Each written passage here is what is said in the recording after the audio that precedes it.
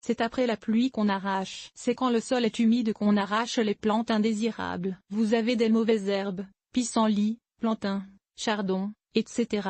à arracher de votre jardin ou pelouse. Sachez qu'elles lâcheront plus facilement prise quand le sol est imbibé d'eau que lorsque le sol est sec. Et de plus, que la racine sera moins susceptible à casser quand vous essayez de l'extraire. Ainsi, une journée ou deux après une bonne pluie est un excellent moment pour vous mettre à la tâche. Ou encore, quelques heures après avoir fait un arrosage en profondeur. Le bon outil image, Livalet Tools, l'outil parfait pour arracher les mauvaises herbes et l'arrache-pissenlit. Mais on peut aussi utiliser, très efficacement, un tournevis à tête plate. On insère l'outil presque à la verticale, pressant les deux dents sur la base de la plante, puis on presse vers le bas pour créer un effet de levier. Ainsi, la mauvaise herbe sortira du sol comme par magie. Pour plus d'informations sur les arrache-pissenlit, dont des variétés plus mécaniques, lisez un outil qui en arrache l'étape ultime. N'oubliez pas, à la fin de la session d'arrachage, de recouvrir le ou les trous laissés par l'arrachage avec du paillis pour empêcher d'autres mauvaises herbes de germer. Arrachez la mauvaise herbe. Remplissez de trous de terre. Ressemez du gazon.